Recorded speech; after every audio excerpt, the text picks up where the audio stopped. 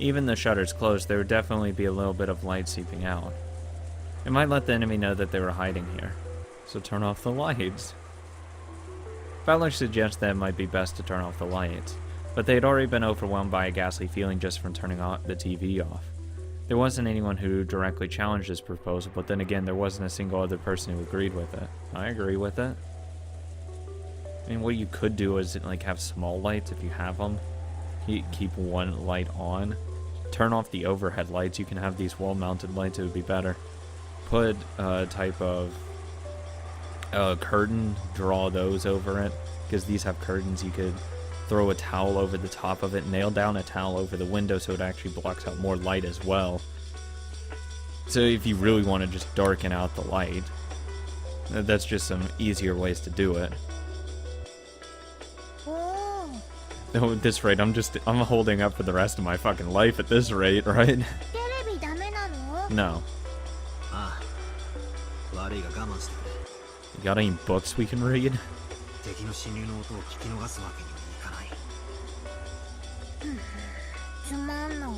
Oh yeah, it is boring as hell, but you know, you're used to it.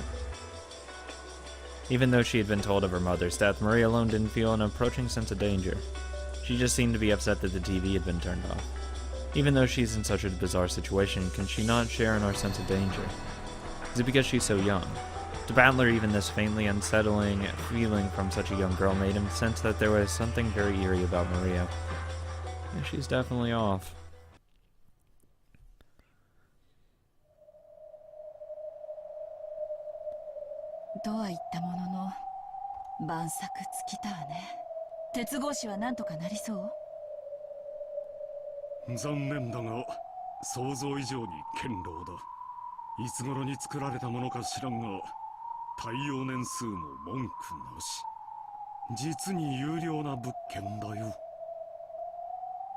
Kyrie chuckled softly. They had no moves they could make, but she had calmed just a little.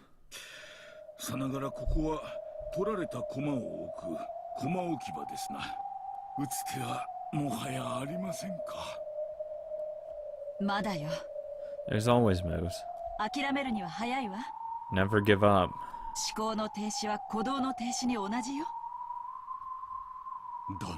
Yeah, we might as well kill ourselves right here so they don't get the pleasure of killing us.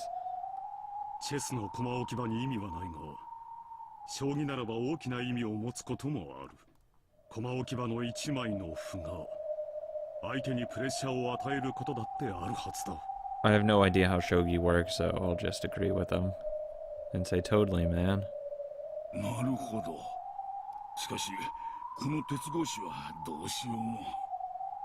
Nandra, you are really fucking negative right now.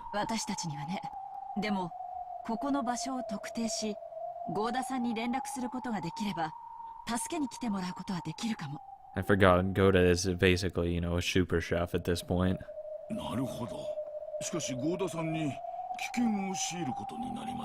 No, that's fine. We don't care about that.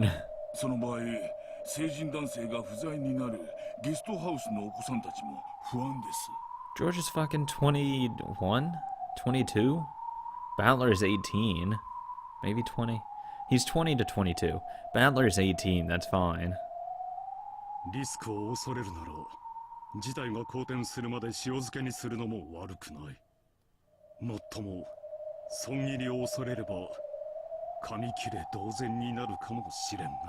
Ross, you're really bad at investing, so I wouldn't use investing terminology with you.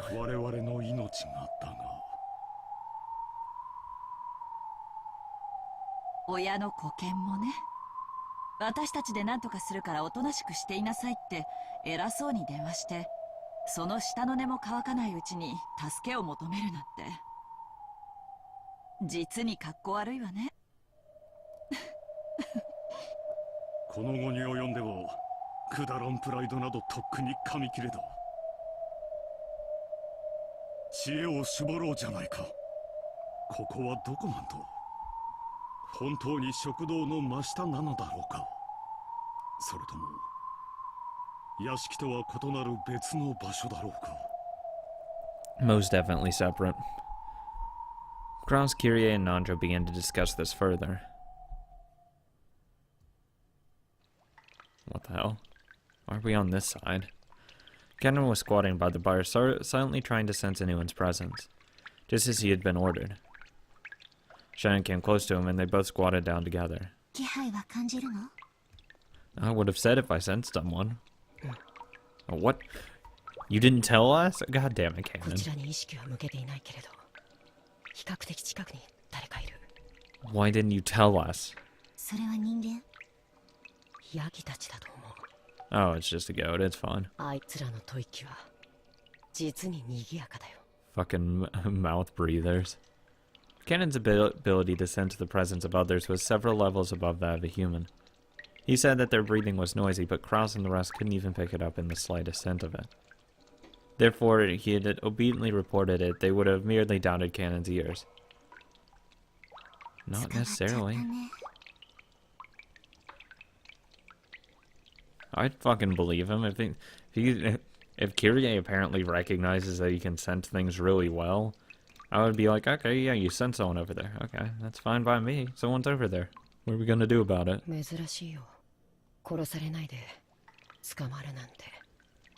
今回はベアトリーチェ様がお越しにならないし、親方様が書斎を出られるし、何が何だかわかんないね。Do they have knowledge of the boards changing over the times? Because no one else does, really, except Battler. And that's in the metaverse. Like, do they understand that the boards shift? Because the only reason you'd be talking like this if you understood that there was you know, it was repeating events. If you know about that, that's most likely that you're involved in it, in that sense. That you understand on that higher plane. And the only people that know it's repeating are people involved in the game. That aren't merely pieces in it. The people who aren't merely pieces are Battler, Beatrice, Angie, and, you know, the other people. Yeah, you know, the other demons I don't feel like listing off right now. So that means they'd clearly have to be one of them. Or, if, you know, at least Shannon at this rate. And if Cannon knows about it and doesn't, like, say, what the fuck are you talking about? Then it's understandable that both of them are related to some pieces in the metaverse in that sense. It would only make sense. Never mind. Okay, so he goes along with it. So I'm going to assume they are in on it, which makes it 100% suspicious that they would understand that it's a repeating game board.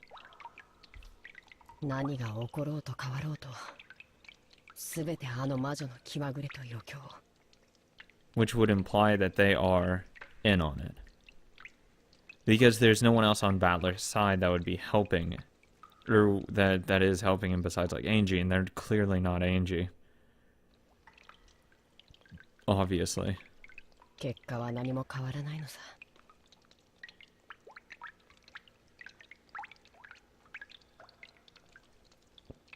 今回は黄金鏡に行けるかな。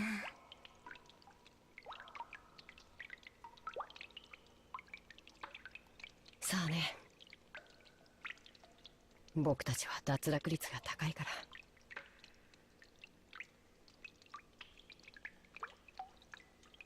そういえば2人で第一の番を生き延びたのってずいぶん珍しいね。儀式が始まってるのにこうして2人でお話できるなんてなんだかすごく珍しい気がする。そうかもね。でもそれもまた魔女の余興だろうさ。僕たちがいつもすぐに脱落するから今度は少し生き延びさせてからかってやろうくらいにしか思ってないよ。また黄金鏡にはたどり着けないのかな。どうせそうさ。下手な期待を持つとまたつけ込まれる。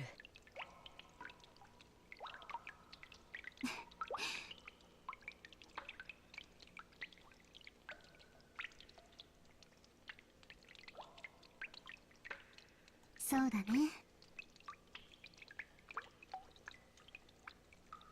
前回はカノン君がつけ込まれたもんね。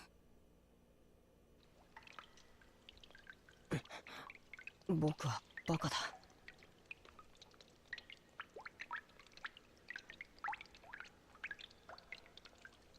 Kenan made a sour look and turned his head. Shannon laughed softly and apologetically leaned towards his shoulder. でもお嬢様が無事でよかったね。第一の番を逃れただけさ。それ以降の番により無残な方法で殺されるのを待たされているだけかもしれない。それを言ったら姉さんこそジョージ様が無事でよかったじゃないか。Apparently not. She cares more about Shannon, not Shannon, Jessica, apparently. 二人で黄金鏡にたどり着けるといいね。Yeah, that would be nice, but they're probably gonna die as the second Twilight. ありがとう。同じことをカノン君とお嬢様にも。僕は期待はしてないよ。姉さんの言う通りだ。Cannon, stop あの it. 魔女はご褒美をぶら下げて相手が右往左往するのを見て楽しんでるだけなんだ。どうせ誰も黄金鏡に行けやしない。僕がお嬢様とあいつはそれこそ面白がって絶対に僕たちをたどり着かせたりはしないさ。But you just wished for Shannon to reach it, though you're saying that it's probably not gonna actually happen, that no one will reach it, so why'd you say that in the first place? そうだね。ベアトリーチェ様はより面白くなるように生贄の順番を考えてる。無作為に選んでるなんて大嘘だ。Obviously. あのペテン師魔女め。どうせ黄金鏡にたどり着けば Don't あら you ゆる swindle 願いが me. 叶うなんてのも嘘っぱちに。そんなことはないよ。黄金鏡は素晴らしいところだよ。行ったことあるの？ちょっぴりだけね。それすらもベアトリーチェ様の戯れだったのだろうけど。どんなとこなのそこ？うん、素晴らしいところだよ。うまく説明できない安らかな夢の中みたいな世界。バラが咲き乱れてて美しい蝶が舞ってるような極楽みたいな感じ。そういう具体的なイメージのところじゃないの。本当に夢の中みたいなところなの。そこにいるときはとても穏やかで安らかで、いつまでも眠ってることを許されてる、まるで休日の早朝のお布団の中みたいな感じ。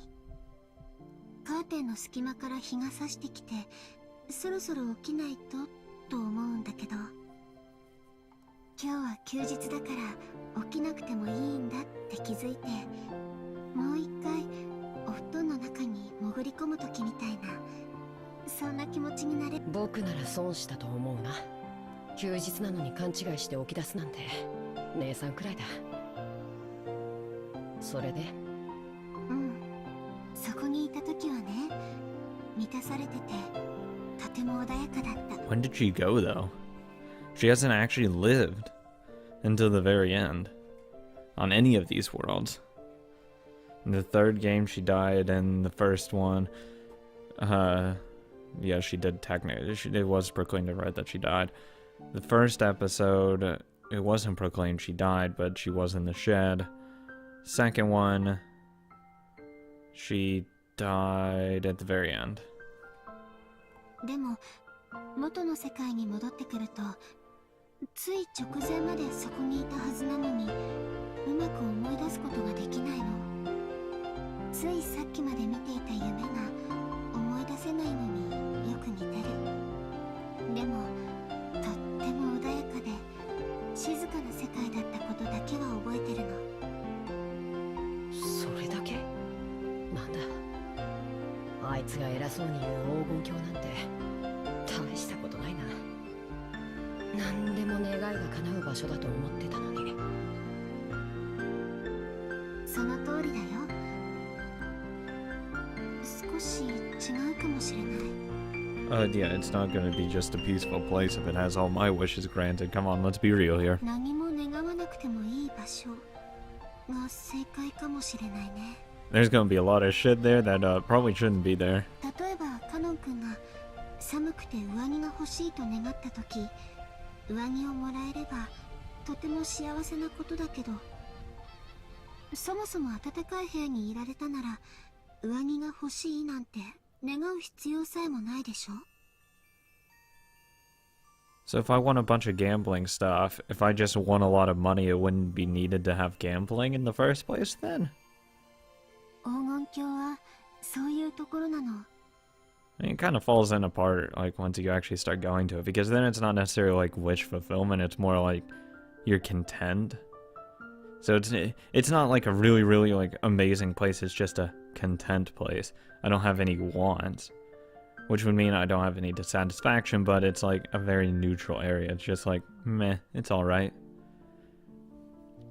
I don't need anything, but it's not like, you know, perfect in that sense. 大抵の願いは願う必要さえなくなる。すべてから解放された何もかもが穏やかな世界なの。 But I want unstable stuff. I don't want calm. I wish for, you know, just the, you know, the distractions, the chaos. I like it. It's interesting. I don't want stuff to be boring. 与えられて幸せという概念さえも超越したすべてから解放された世界とでも言えばいいのかな。 I don't know. It doesn't sound like a place I'd enjoy that much. I'm in Cannon's boat. It's it sounds alright, but I wouldn't really like it. なんだか宗教っぽい世界だな。 Oh, it definitely has religious overtones. そしてそこではすべてが平等なの。 I mean, I've already gotten like a really strong feel from like, you know, the Divine Comedies and, you know, the Inferno and all that, which I'm going to read through and see if I can't draw parallels and understand a little bit more. Maybe glean some information that might be useful from the Divine Comedies and, you know, put them into parallels into this, because there's already, you know, the guide and Virgilia guiding, you know, Dante or Battler in this case through, you know, this hell-like area. And if you go back into the third episode, it was hell for him, you know, both the Battler and Dante, you know, cry a fuck ton, pass out a lot, despair a lot. So I mean, there's a lot of things that could be going on here that are similar in some regard. So I wouldn't be surprised if there's more, you know, parallels. Like, you know, the spirit that's, you know, supposed to be guiding him on this journey, like, into paradise is Beatrice. That's literally her name. So I don't think it's a coincidence that it's her name. And that, you know, the name in this would be Beatrice as well. I think it's definitely deliberate. 意志ある存在はすべてが平等。 So I think I'm going to, well, I don't think I will. I will keep that in mind moving forward and see if I can't draw parallels and get extra stuff, extra knowledge. 人間も家具も魔女もない。そこでの私は誰とも対等で公平。もう家具だからと何も自分を恥じる必要がない。 But wouldn't that actually be bad, though, for witches? Why would a witch want to go there if they technically would be lowered to human status? Why would a witch want to be part of the Golden Land? It doesn't make sense if they really are a witch. They can have, if it's an endless witch, why would they want to go to the Golden Land? Why would they want to be on par with a human or a furniture in that sense? Why would they want to be equal? The whole point is that they're elevated above this, so why would they want to lower themselves to it? And also, I think Shannon bringing up those three things, I think she's Beatrice. I'm just going to state it outright. I think Shannon's Beatrice. And no pretense. It's straight up, I'm 98% sure that she is Beatrice. The way she's talking right now, and her understanding the game board being a part of, like, you know, understanding the concept of the game board and understand its repeating and all of that, I think she's definitely in on it, in that sense, being involved. or, in control. And which is why she'd bring up furniture, witches. Because, a witch would bring up the fact that a witch would be equal furniture. She views herself as furniture, which would mean her, a red saying that she's dead.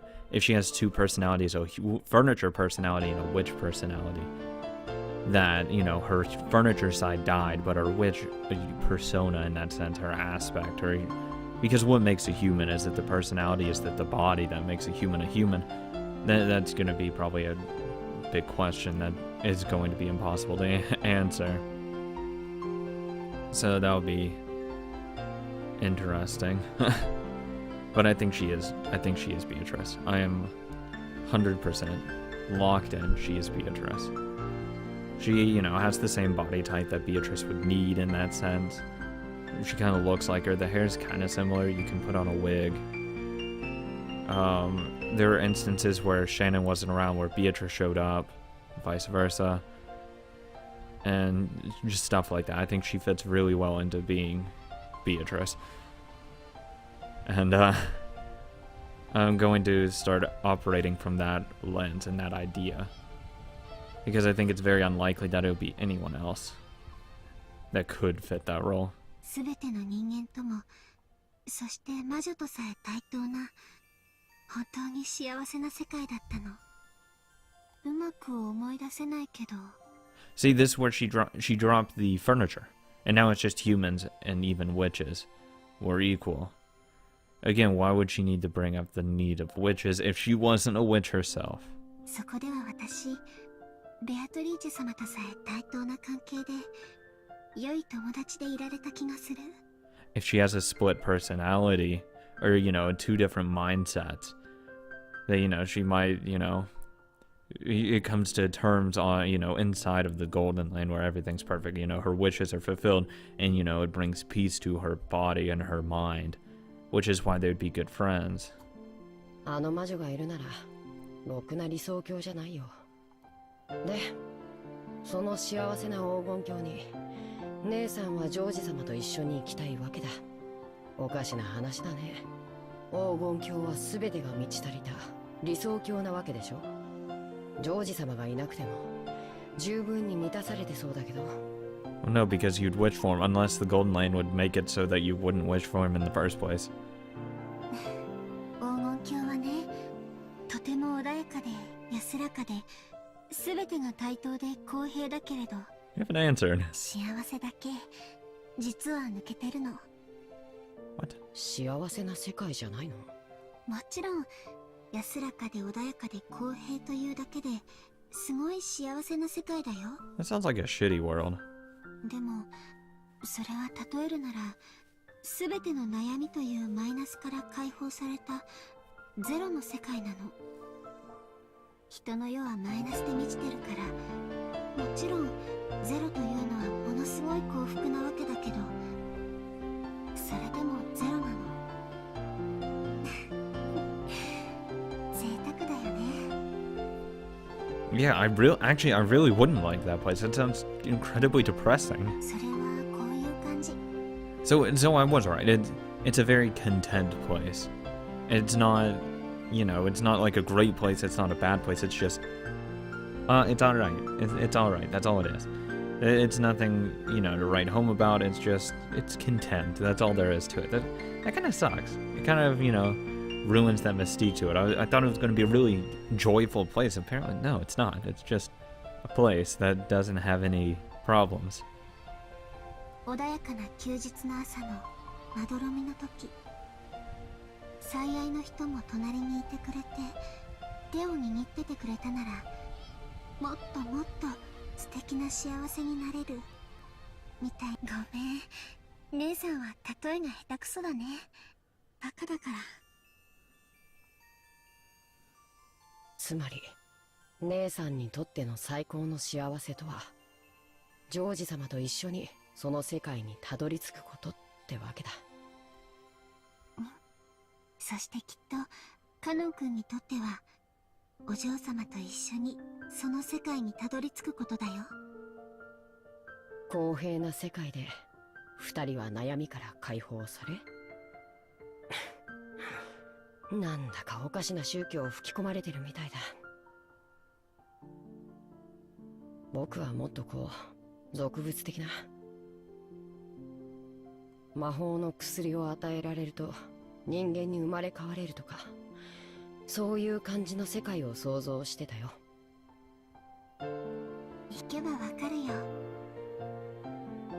ベアトリーチェ様が本当に気まぐれな方なら、いつかきっとカノン君にも垣間見させてくれるに違いない。そうすれば姉さんの例えがよくわかるようになるから。ま、過剰な期待はしないことにしとくよ。いずれにせよ、今回の僕たちはこれでゲームオーバーみたいだし、別の機会に期待するさ。そうだね。おかしな期待を持つとベアトリーチェ様にまたつけ込まれる。何も考えずただ運命に身を任せるのが私たちには一番かもしれない。僕たちはただチェスの駒であればいいんだ。何を考えても考えなくても、どうせ魔女のチェス盤からは逃れられない。後のお役目はどういびり殺されるか、ただ待つことだけさ。そんな僕らに黄金鏡の夢なんて虚しすぎる。そうだね。ごめん。Kenan shrugged his shoulders, then told Shannon to leave him alone because she was in the way of his duty, distracting himself from her, distancing himself from her. Realizing that her thoughtlessness in bringing up such an inappropriate topic instead of hurting Kenan, Shannon bit her lower lip and stared at the ground. Shannon wouldn't bother him anymore. She went off and crouched down in a corner by herself. At that moment, Kenan perked up. It was like the ears of a cat when it reacts to a strange sound. どうしたの？ Shut the fuck up. I'm trying to listen. 旦那様、誰か来ます。 Thank you. 何？ They ended their conversation and strained their ears. For a while they couldn't hear anything, but eventually they were able to hear shuffling sounds of a large group of people walking. おいでなすったわね。年貢の納め時かさもなくば最初で最後のチャンスか。 Once they open that door, rush them. 私が金蔵さんと話しましょう。 Oh yeah, they'll fucking work. Master Wordsmith Nanjo's on the case. ここの場所を聞き出してみます。 How would that help at all? 期待してるわ。 I mean, theoretically, if we know where it is, then... During the last phone call, Kyrie had asked what the time over at the guest house was. By doing that, Kyrie had learned that it was the same as her watch, and she had learned that their watches hadn't been set back. It wasn't just the clocks on the wall in the guest house. Several people's watches, including George's and Goda's, had matched. If that was the case, then it had only been a few minutes between the time of the massacre in the dining hall and the time they had been transported to the dungeon.